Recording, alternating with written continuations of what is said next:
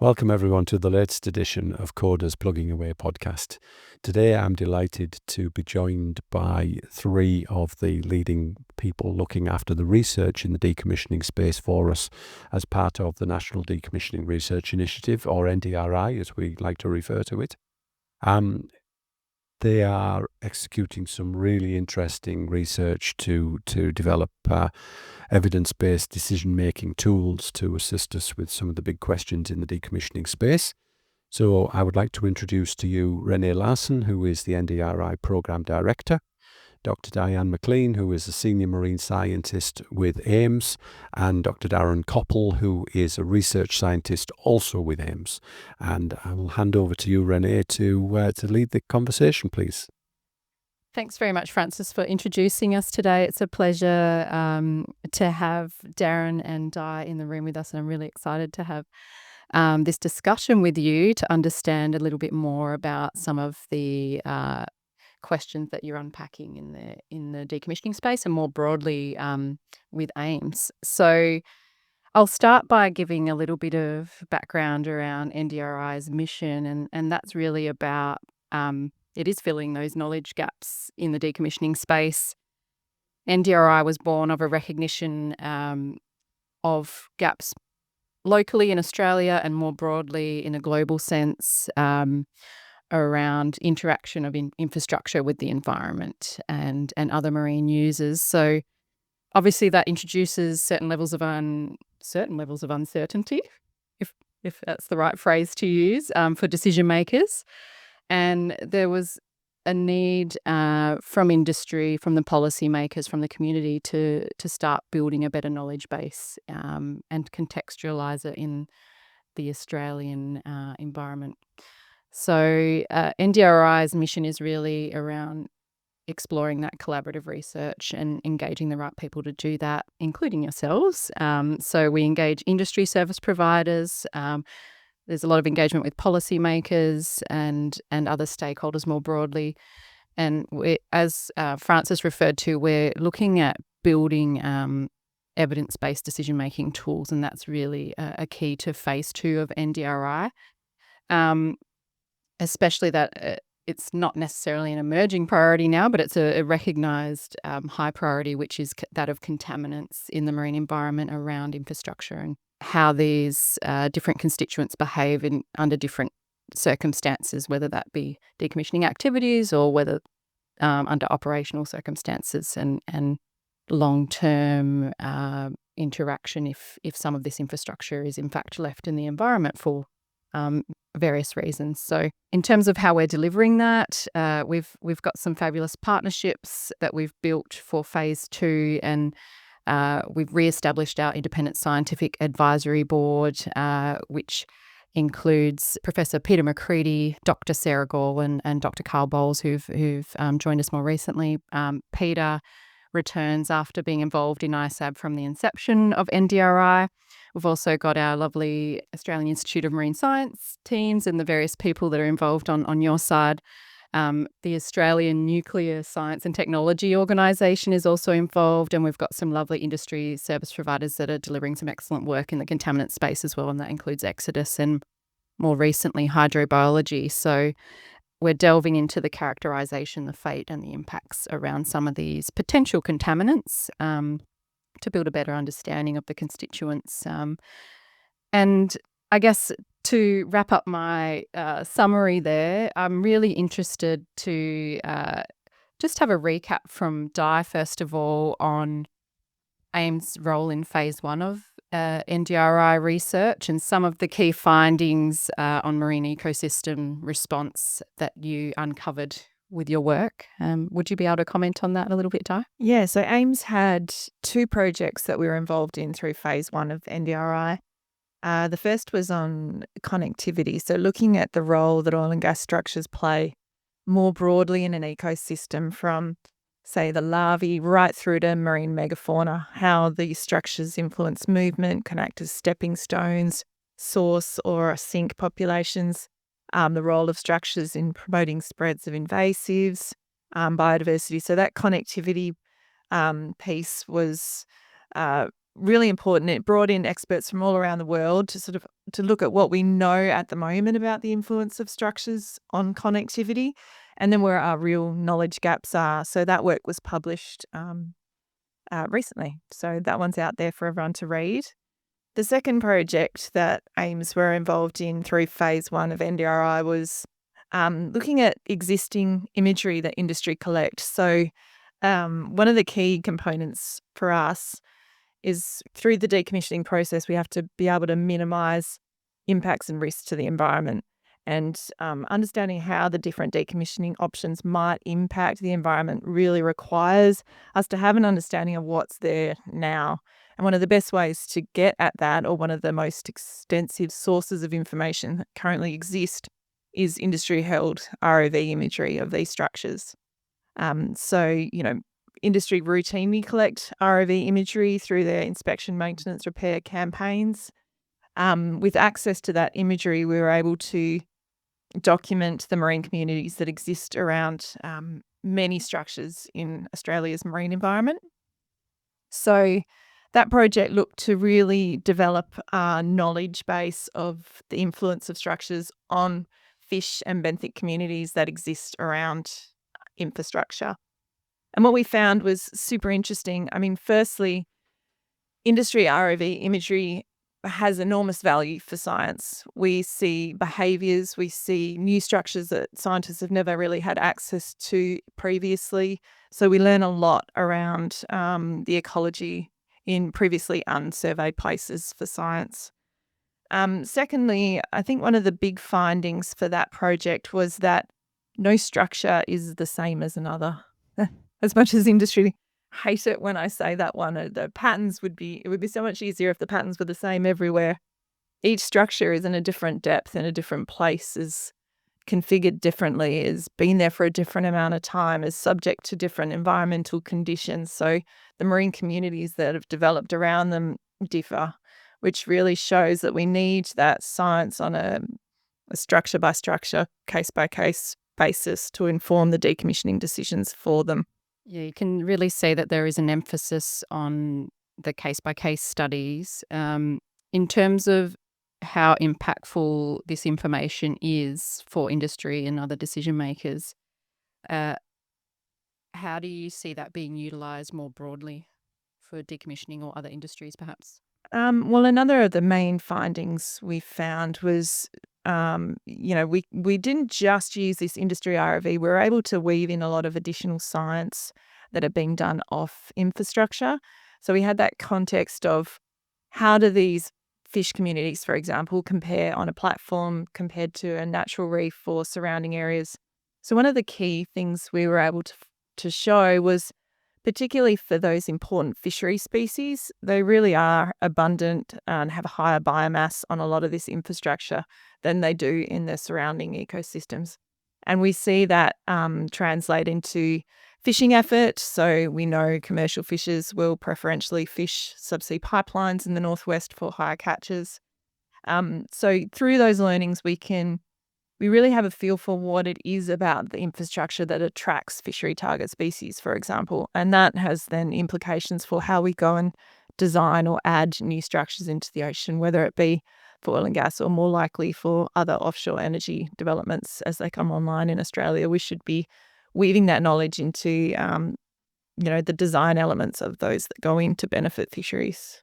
And what are some of your thoughts on the connectivity and productivity aspects there around the different life cycle stages for different species and how that will play into some of the decommissioning activities? Yeah, so what we're finding at the moment is that infrastructure in the southeast of Australia, for example, plays a minor role in the connectivity of some of the key, most common species that we're sort of seeing around those structures. So, for example, there's the long-spined sea urchin, which is an invasive species coming down from New South Wales with climate change. And we importantly found that the infrastructure in the southeast doesn't play a role in aiding the spread of that species, which was pretty cool.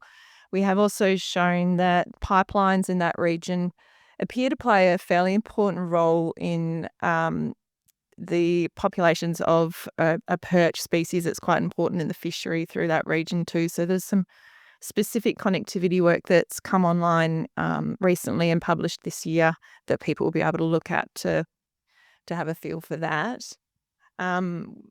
Same for the productivity, really. We've been finding that, a lot of people will be familiar with some of the research that's come out of Milton Love's lab in the US, which looks at, the production value of some of these platforms for rockfish species. What we're finding in the southeast through our recent research is that even just looking at 3 common fishery species, the amount of production that can be sourced from these platforms is very high compared to the surrounding areas. So they do seem to have quite an important role with secondary fish production, so the fish that are being sourced from these structures. At the moment, we're at the step now where we're going to expand that out to all the different fish species that we're seeing on these structures. How does that impact the scale of your work and the timelines for that? It might be pretty challenging out in those environments to gather that data, I imagine. Yeah, it's taken 2 or 3 years now of survey work, and we haven't been able to survey, obviously, all the different structures that are out there in the southeast. So we've been focusing on a subset. So we'll be looking at the value of that subset of platforms and pipelines for fish production. Thank you very much. Now I'm going to throw across to Darren a few questions.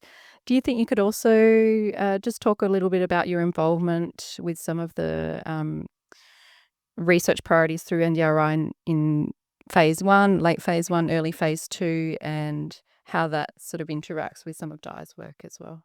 Yeah, sure. So phase 1 was all about understanding the priority contaminants of mercury and norm, which is naturally occurring radioactive materials. The focus was really bringing together our understanding from a mechanistic point of view, but also from surveying industry around those contaminants, their formation in infrastructure, and what sort of levels or concentrations we were seeing in different types of infrastructure. And one of the key outputs from that work in phase 1 was quite different to the ecological scope, in that we were seeing quite a lot of the similar contaminants forming, not just in Australia amongst different infrastructure, but also internationally. So the type of radioactive scale that forms in certain flow lines in Australia, very similar to what we see internationally. And so there's a common mechanism. It's the chemistry, it's the physics.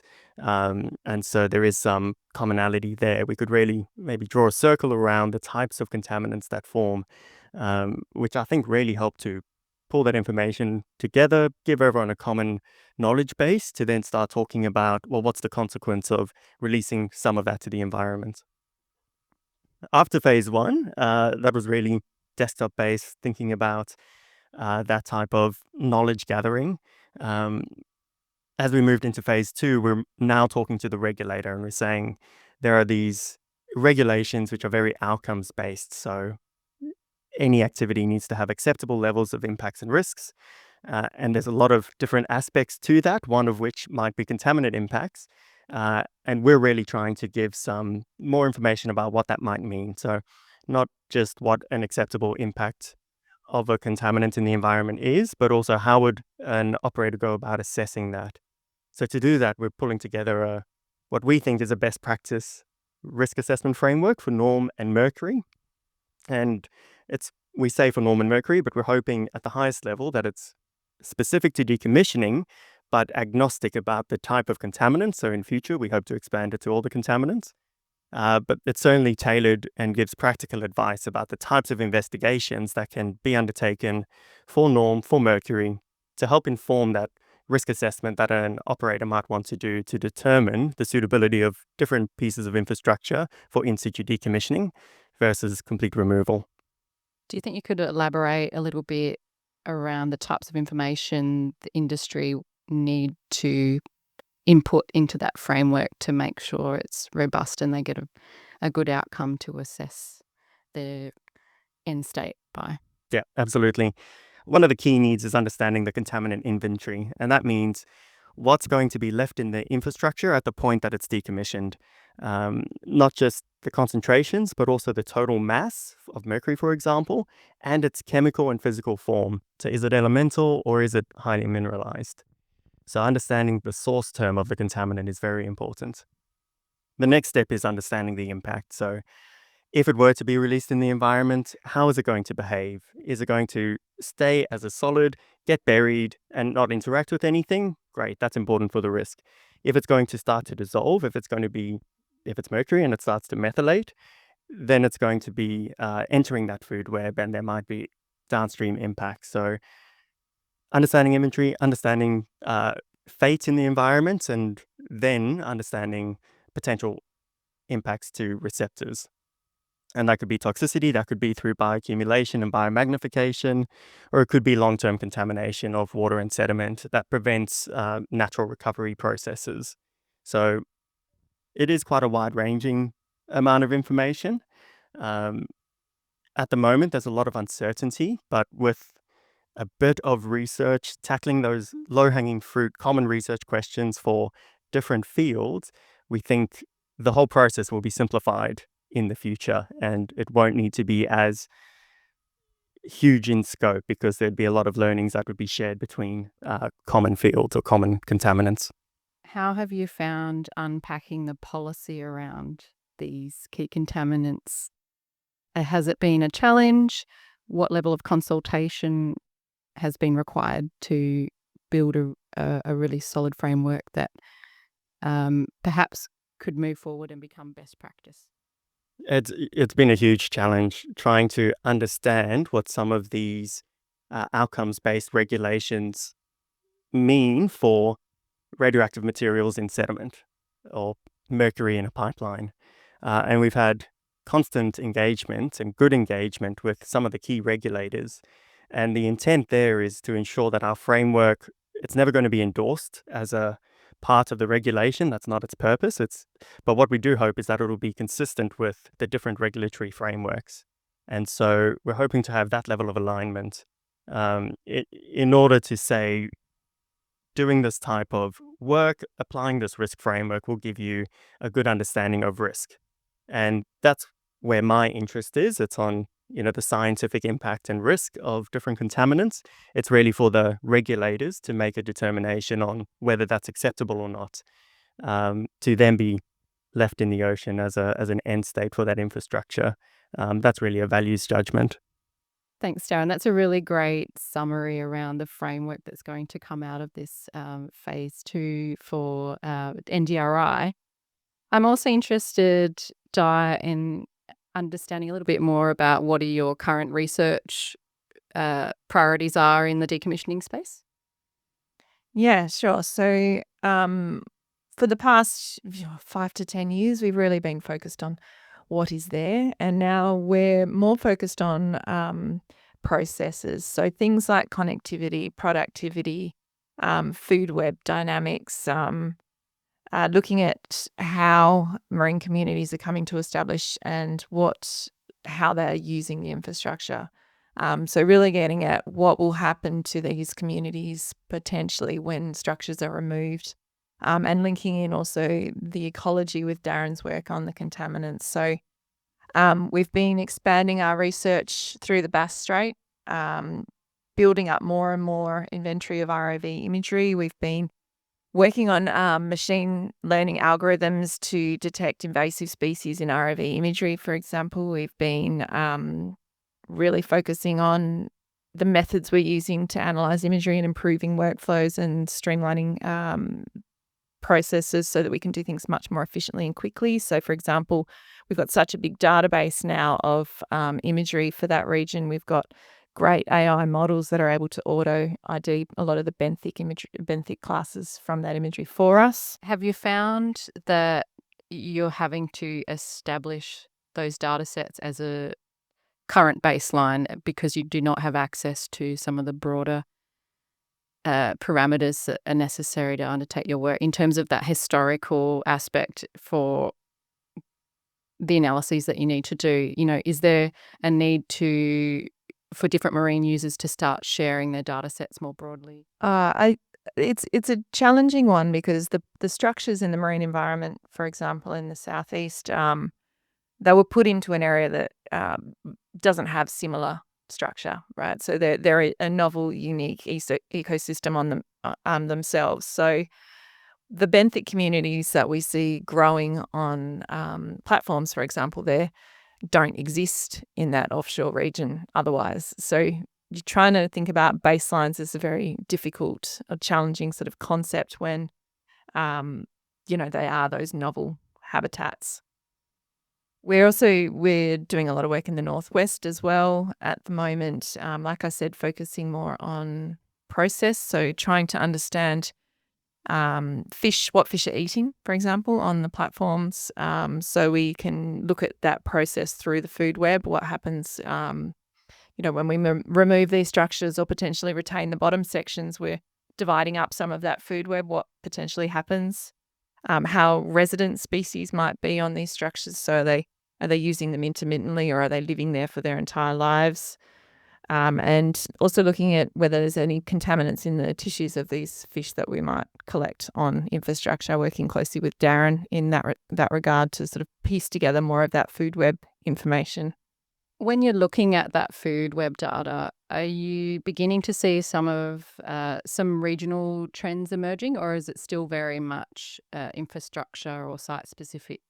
We've done enough work, I think, now in some regions where we're getting a feel for some of the seasonal changes in the community structure. For example, we'll have certain fish species that school at certain times of the year that aren't present at others, or even some species that will be present in the shallow sections of platforms in summer, but in the deep sections of platforms in winter. And of course, as things move around, that really affects the food webs. And we've got a field team out in the Bass Strait at the moment deploying beta remote underwater video systems. So our field team are out there looking at what fish communities look like around the shallow sections of some of the pipelines and comparing those to the natural reef and sandy areas surrounding them. And that's super important for understanding what communities exist in those shallow areas where those pipelines cross the shore, for example. And that'll be really important, I think, also for the offshore wind development that might occur in that area. There's very little known on those nearshore communities at the minute. So that data will be super important, just beyond decommissioning, but into offshore renewables. Thanks, Di. Darren, do you think you could carry on from where Di left off and talk about some of the broader research that you're doing, not just for NDRI, but in and across the contaminant space for Australia, and some of the technologies and methods that you're applying? Absolutely. So my area of research is really focused on two different aspects. One is improving the parameterizations of existing tools to understand contaminant risk. And then the other is thinking about new ways of answering tricky problems like mercury biomagnification. So on the parameters, we're back in the lab. We're doing some good basic chemistry and toxicology work. And one recent example is taking some of the radioactive material from the Griffin well tubular and then dosing it into sediments in very precise quantities and taking it to our national sea simulator up in Townsville and exposing 4 different types of organisms over 28 days to understand bioaccumulation to those organisms of things like radium and polonium, but also look at the behavior of that material within the sediments. And we think for the most part, it's barite, so barium sulfate in oxygenated water. It's not going to do anything. It's not going to go anywhere. But if it's in the sediments where it's anoxic, potentially you could start to get microbes munching on the sulfate, releasing the barium and any co-precipitated radium. So that's part of what happens in the environment. What's the long-term fates of these types of contaminants? And hot off the press, some of the early results seem to be that there isn't really much of an impact in terms of toxicity to those organisms that we were looking at. We didn't detect changes in growth rates or photosynthetic efficiency and some of the metrics that we looked at. So there's still a bit of work to do on the chemistry, so understand if there's been bioaccumulation and understand if there is that release of radium in the pore waters. But for now, it looks like the concentrations we were dosing, which are above current guidelines, doesn't seem to be too toxic. So that's some of the lab work that we're doing. On the other side, thinking about the problem of mercury biomagnification, we know that mercury in the environment forms part of that environmental cycle of mercury, and that can lead to high concentrations in fish tissue in particular, and that might have impacts to not just those higher order organisms in terms of toxicity, but it could also impact recreational and commercial fisheries. And there have been examples around Australia where certain areas have had to close fisheries for a period of time because of mercury contamination. So how do you know how much mercury you can throw in a food web before you start to see negative impacts is a question that we're trying to answer. And we're adopting a food web modeling approach, and we've got some fantastic ecological modelers, mathematicians, computer scientists coming together at AIMS to try and look at existing tools, use them as a starting point, but then really accelerating them with high performance computing and new interfaces. So instead of running a few model scenarios, we can run 1,000 model scenarios and really start to tease apart what are the important aspects of the biomagnification components that we need to care about. Is it the amount of mercury? Can we put a number around that, or even a range? Is it a gram? Is it a kilogram? Is it a ton? Or maybe it's the food web composition, or maybe it's the speciation of mercury. So hopefully we can get some resolution of what's an important question in that aspect that we can then take to the lab and start doing more empirical research on. And that will feed into some of those long-term models that will support, obviously, the decision-making for decommissioning, but other industries, emerging industries, offshore wind, operational aspects, just to understand the structures that are in there that are not ready to come out of the marine environment yet. But it's really important to understand what their assets are doing in that space now, not just for decommissioning, but for long-term users. What does the background sediment composition look like, or the contaminants or potential contaminants in there? And we need to unpack some of these questions, and it's not just applicable to decommissioning. I think I eventually got to that point there. No, and that's right. And particularly with the radioactive materials, it's an interesting time in Australia for radiation research, because potentially we've got nuclear submarines coming, and potentially we've got nuclear power coming, and radiation dose is radiation dose no matter where it comes from. So understanding impacts from norm in a decommissioning context would be quite valuable for understanding dose rates from other sources to those receptors. Lots of really interesting work coming from the AIMS offices and labs over the past few years, so it's really exciting. On that note, what's next for Australian decommissioning research? What do you see, both of you, I'm asking this question to, as the priority areas and knowledge gaps? Di, I'll start with you. I'd like to really focus our efforts more on understanding the regional role that infrastructure is having in our oceans. So rather than on looking at particular structures, looking at the regions as a whole and trying to understand what value those structures play into the fisheries, for example, but also in connecting populations from north to south, east to west, so that rolling connectivity, because it's, that regional influence that's really going to have that big impact when we start talking about decommissioning a lot of structures in place. So that really is getting to that cumulative impact type assessment. So I think that's really where our science needs to go in the next few years. Yeah, I'll follow on from that. Cumulative impacts in the contaminant space is an interesting question as well. And not just, say, mercury from multiple pipelines within a given food web, but also the combination or joint toxicity of mercury, radioactive materials, plastic coatings, steel corrosion products, thinking about the whole life cycle of all the contaminants and all the potential impacts, what that may be from these activities.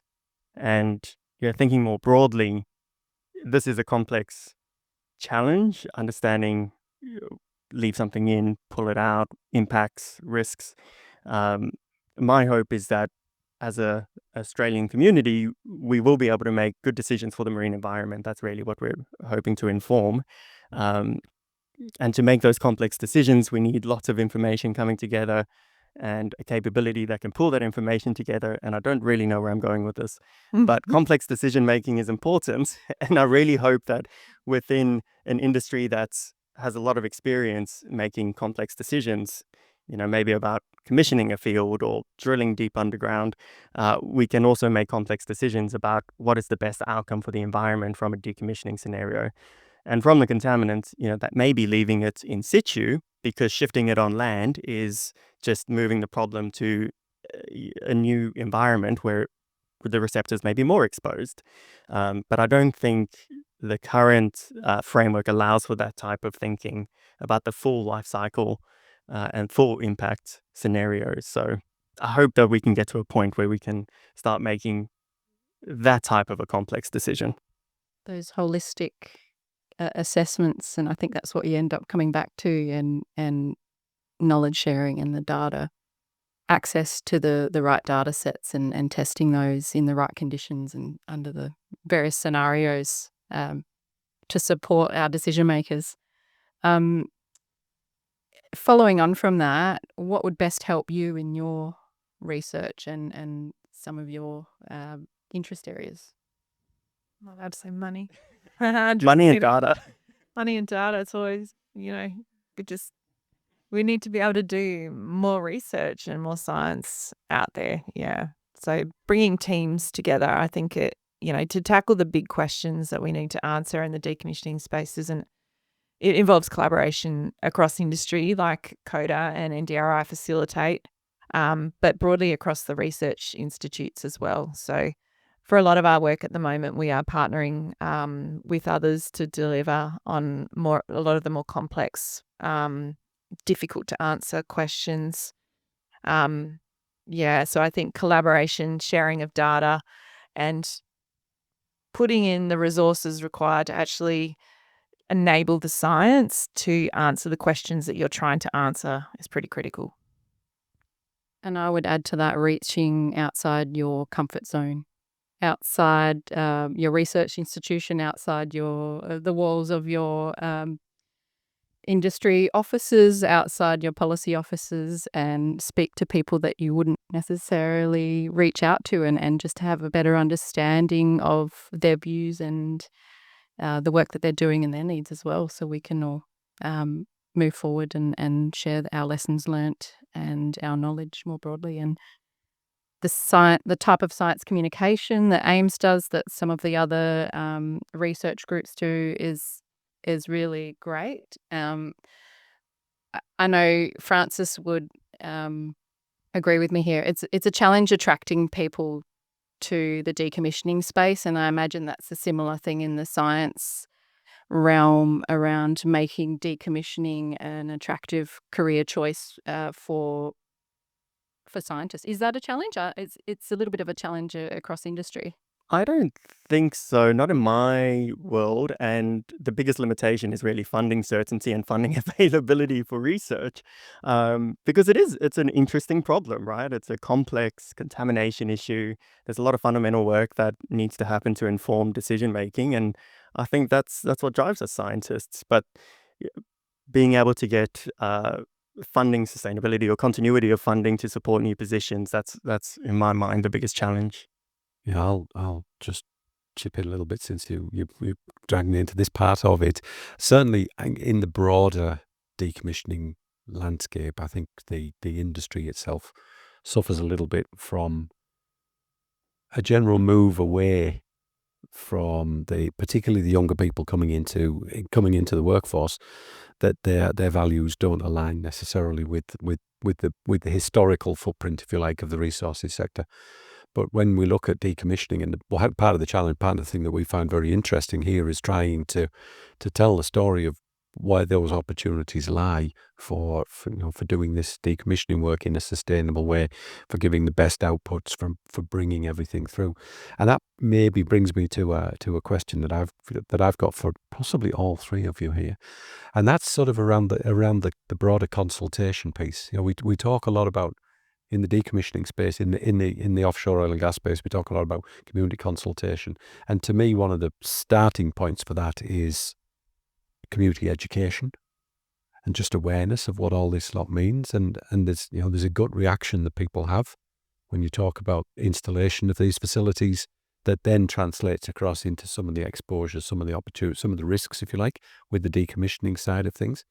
Do any of the three of you have any thoughts in terms of just how we can help through that education piece to get a better outcome from consultation?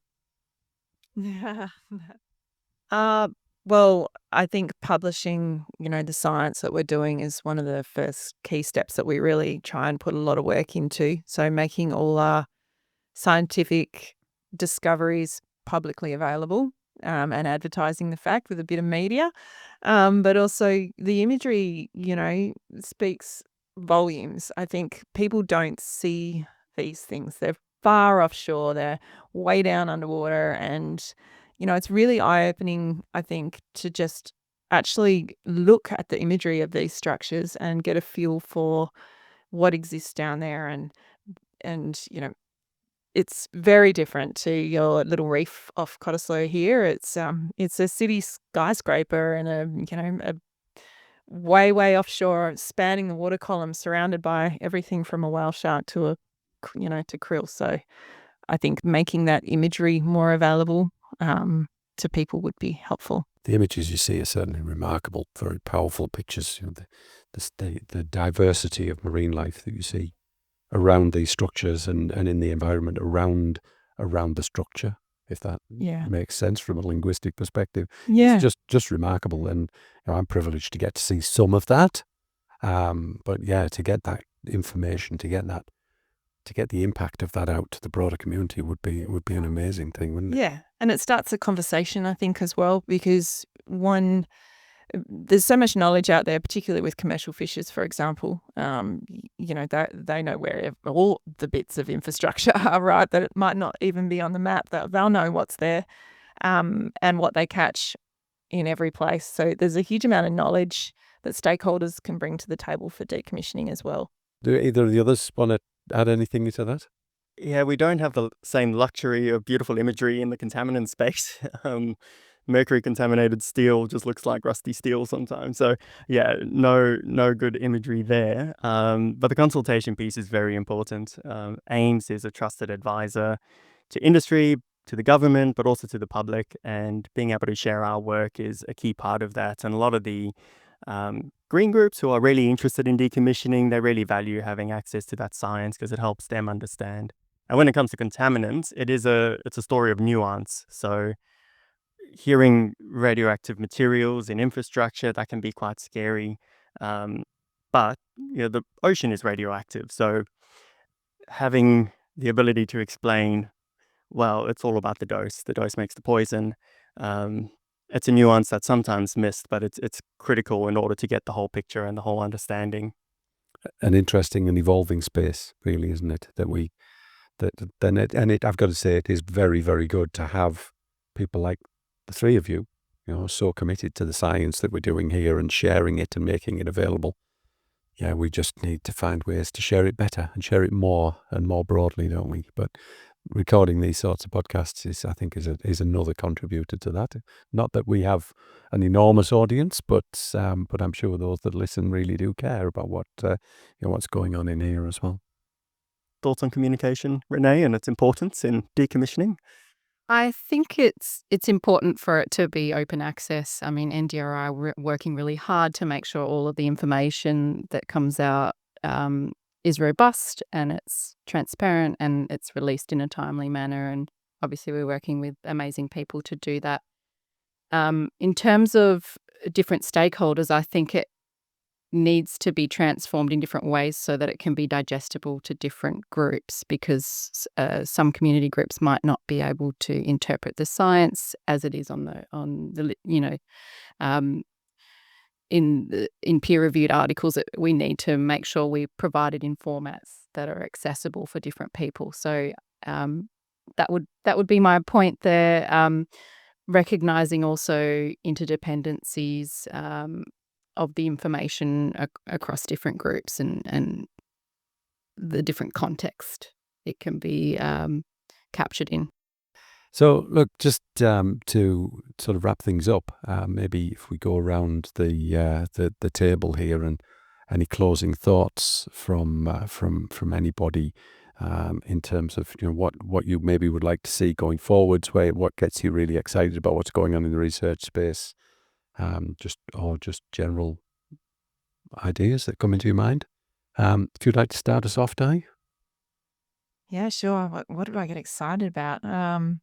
I find it quite exciting when industry are willing to consider the different sort of science that we're really pushing out there as being important, that they wouldn't, traditionally look at. So, I mean, there's easy wins for them in using the existing ROV imagery, but the real value in the science comes when we start doing those, scientifically developed sampling programs that enable us to add in all sorts of methods and value add with all manner of new instruments and things to really provide a holistic, robust, super, super important, view of what their structures are having in the marine environment. So I think I just encourage anyone to get in touch with us, whether it be me or Darren, at AIMS to chat about what decommissioning research might look like for them, and just to keep our minds open.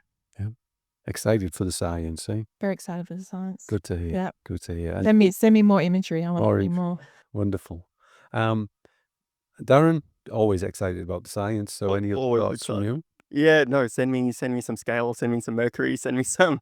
No, don't do that. I'm joking.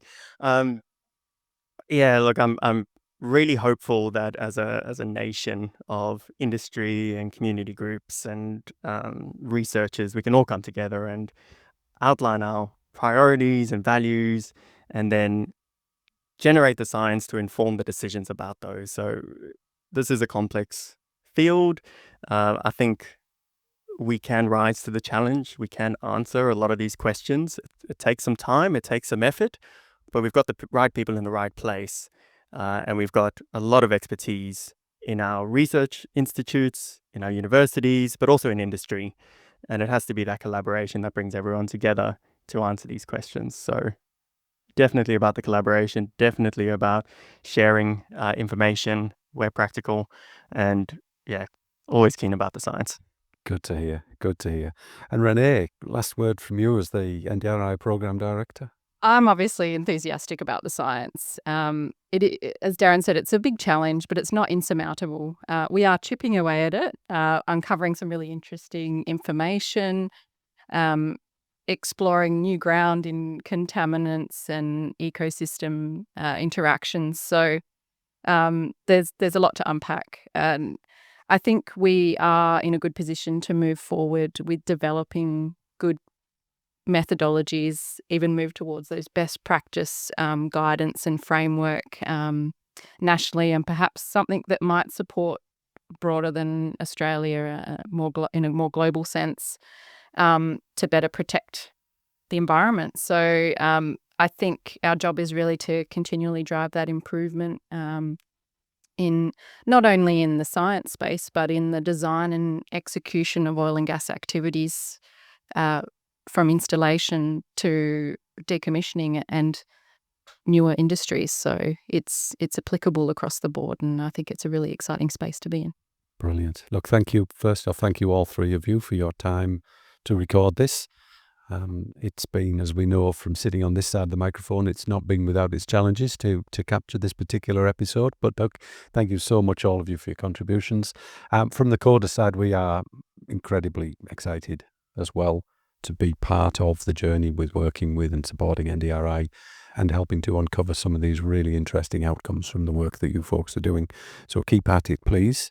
It is very much appreciated by industry that we are getting these very valuable findings coming through. And on that, I will say, if anybody wants to follow up with any questions, outreach, bring some interesting footage for Di, don't send Darren any undocumented packages of material, but they are always happy to have conversations with people about future opportunities in the research space. or if they're broadly interested in NDRI as well, we will include connections and ways to get in touch with all of our wonderful speakers from today's episode in the notes associated with this podcast. And on that, thank you everybody for participating, and thank you everyone for listening. Thanks for having us. Thanks. Thank you.